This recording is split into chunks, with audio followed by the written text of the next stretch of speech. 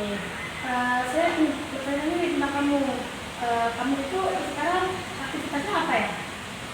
Saya saat ini masih kuliah sih sehari-hari. Kuliah di mana kalau boleh tahu? Kuliah di UIN Lamongan Mampu. Oh, di UIN sini ya? Ya, Nah, kamu ngambil jurusan apa di UIN? ambil jurusan di bidang konseling pendidikan Islam. Oh, kamu nggak BK jadi? Iya. Oh, oke. Kamu semester berapa nih?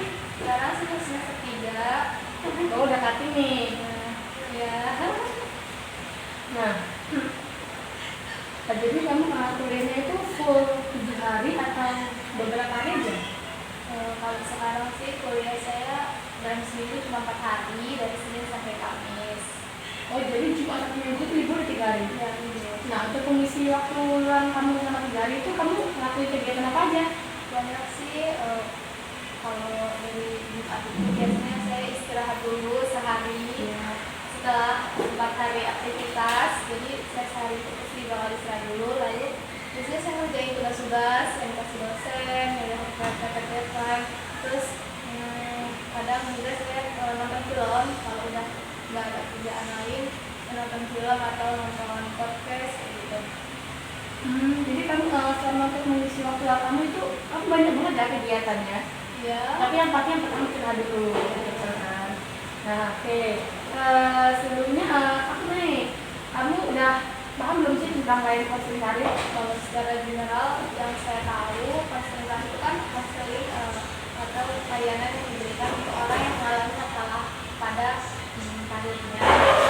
Nah, itu baru banget nih. Jadi layanan konseling karir itu adalah sebuah layanan profesional yang dilakukan untuk membantu kamu menentukan karir kamu selanjutnya yang sesuai dengan bakat kamu, minat kamu dan kemampuan kamu itu. Nah, tujuannya itu untuk mengetahui lebih baik, lebih dalam mengenai bakat kamu, minat kamu agar kedepannya itu kamu lebih terarah. Jadi kamu mengambil karir itu sesuai dengan tujuan kamu. Nah, jadi di sini juga kami itu menyediakan fasilitas buat kamu sama seperti ini. Nah, di sini juga kita akan melakukan sebuah questionnaire dan tes. Tes itu nanti bakal dilakukan oleh psikolog. Nah, itu ada tes kemampuan, atau tes bakat, tes minat, tes prestasi, tes nilai, dan tes kepribadian. Nah, tes itu nanti bakal membantu kamu untuk mengetahui lebih dalam tentang karir kamu. Dan atau juga kamu akan mengisi sebuah tes. Dan tes itu banyak sih lumayan.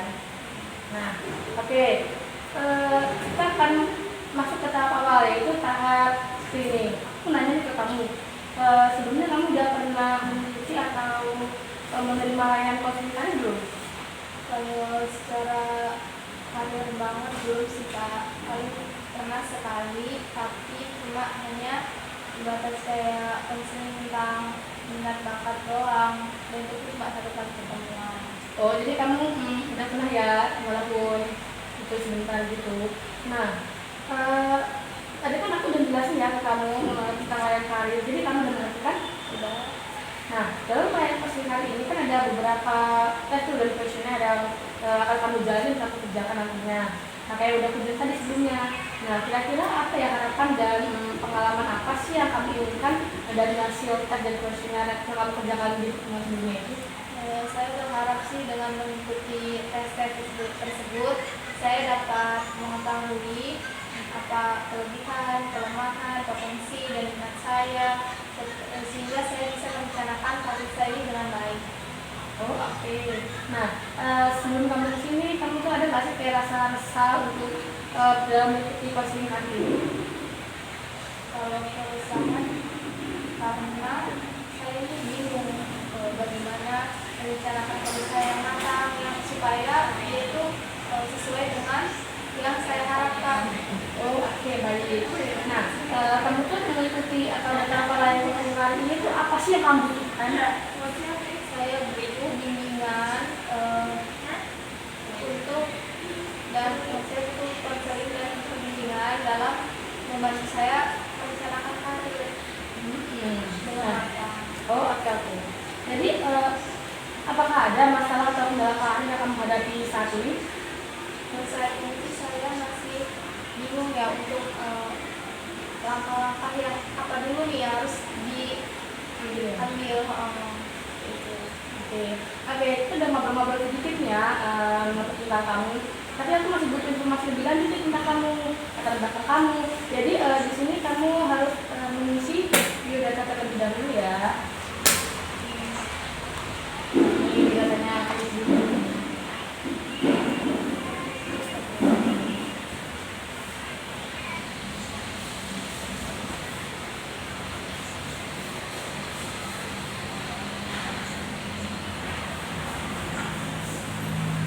Apakah sudah selesai mengisi biodatanya?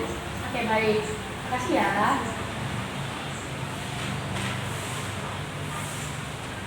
Nah, oke, terus ini sudah selesai nih. Nah, selanjutnya ada beberapa kontrak yang wajib disepakati. Jadi, dan aku juga akan menunjukkan nih asas-asas yang ada di dalam konseling ini. Yang pertama ada asas kerahasiaan. Jadi apa yang kamu katakan ke aku tentang rahasianya itu nanti akan terjaga. Gak bakal ada kayak pihak ketiga tuh mengetahui tentang rahasia kamu yang kamu katakan itu. Jadi kamu tuh nggak perlu takut, nggak perlu khawatir untuk menceritakan semuanya ke aku. Dan pasti apa yang kamu katakan rahasianya terjaga dengan aman.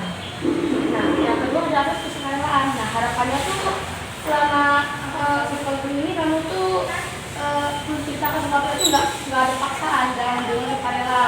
Jadi kamu soalnya nggak perlu takut ya, semuanya kita akan terjaga rahasianya. Nah, yang ketiga ada asas keterbukaan.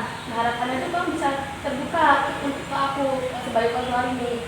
Nah, aku nggak bisa bantu kamu kalau kamu nggak menceritakan masalah kamu sedang kamu hadapi, dan kalau kamu masih menutupi masalah kamu juga aku nggak bisa bantuin. Nah, terus yang keempat ada asas ancaman. Jadi di tahap selanjutnya nanti kamu akan ditangani oleh seorang psikolog. Dan yang terakhir dan kelima itu ada asas kemandirian. Nah, harapannya itu agar kamu dapat menjadi seorang yang mandiri dalam menentukan dan memilih karir kamu sesuai dengan kemampuan kamu dan minat kamu. Nah, sebelumnya kita akan ada kontrak ya untuk agar kamu tuh tahu apa aja bakal dilaksanain selama psikologi ini.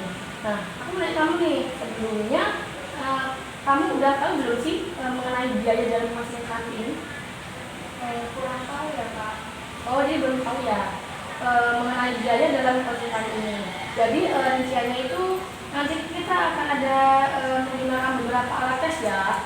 Alat tes kayak yang udah dilakukan di kampung, kayak ada tes kepribadian, tes minat, bakat itu. Nah, nanti tes itu akan ada pembiayaannya mengenai membayar psikolognya itu, karena tes itu nanti akan dilakukan oleh para psikolog dan membayar fasilitas yang telah kamu terima selama psikologi ini. Nah, kira-kira siapa yang akan membayar pembiayaan sama kamu konseling ini? Uang pribadi Kak. Oh, oke, kamu pribadi ya.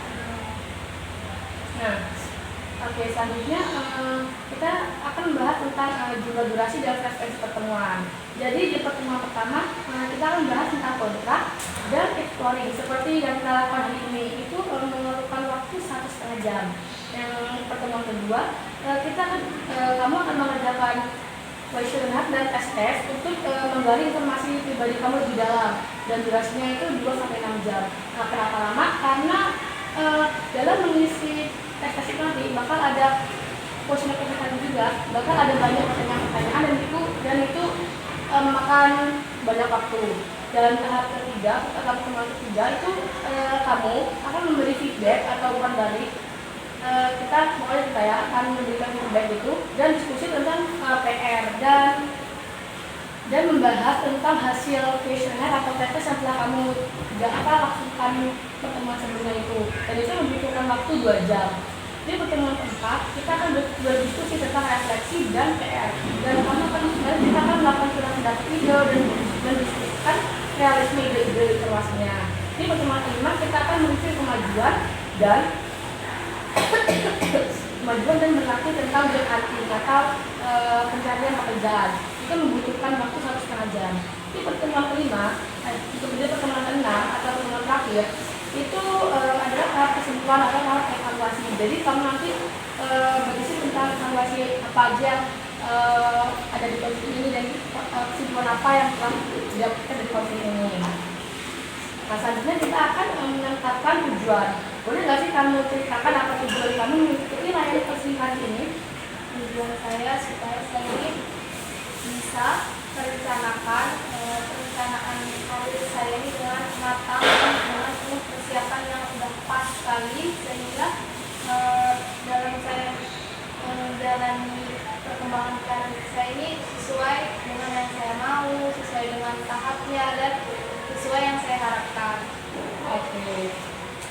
Kita bakal ada tes nih kayak tes kepribadian itu. Untuk menentukan kamu bakat kamu itu di mana dalam kepribadian itu. Nah, setelah kita sudah berbincang-bincang sedikit, nah kita bakal ada kontrak yang harus ditandatangani. Nah, tujuan kontrak itu agar kamu tahu tahap-tahap apa yang akan dilakukan saat seperti ini. Nah, di sini kamu boleh ya kita tekan dulu di sini. Kita kontrak ini.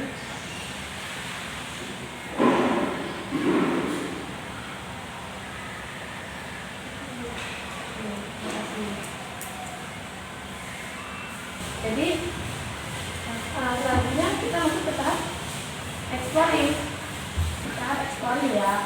Nah, kalau boleh tahu kamu mengikuti layanan tersebut itu tahu dari mana ya? Kebetulan saya tahunya dari media sosial sih Kak, dari postingan-postingan orang di Instagram yang mengetahui. Oh oke. Nah, kira-kira kenapa ya kamu memilih layanan konseling hari ini?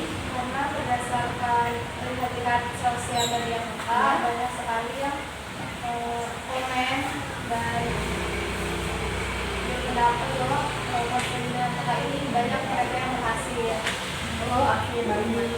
Nah, selanjutnya apa sih harapan yang kira-kira ingin kamu peroleh sama sesi konseling ini? Ya, saya berharap supaya saya ini bisa menentukan karir saya sesuai dengan kesempatan. Sebelumnya kamu pernah nggak sih kayak menerima jurusan saya konseling kamu sebelum bertemu dengan saya? Belum. Oh belum pernah. Ya. Boleh diceritakan nggak sih masalah-masalah yang sedang kamu hadapi saat ini? Sejauh ini sih saya bingung gimana langkah awal bagaimana sih untuk melaksanakan yang sudah rencana sudah saya rancang gitu. Jadi untuk langkahnya ini saya masih bingung apa dulu yang harus dilakukan. Oke. Nah, oke baik, pertemuan pertama sesi konseling hari ini kita cukupkan sampai di sini saja ya, karena kebetulan waktunya sudah habis. Tapi sebelum itu aku ada sebuah lembar evaluasi nih untuk kamu. Dan lembar ini artinya harus kamu isi ya. Nih, lembar evaluasi harus kamu isi. Dan itu tuh berisi tentang bagaimana pelayanan saya ini terhadap kamu selama sesi konseling ini, dan apakah kamu sudah puas atau apa yang perlu diperbaiki agar sesi konseling ini nanti evaluasi yang kamu berikan akan saya renungkan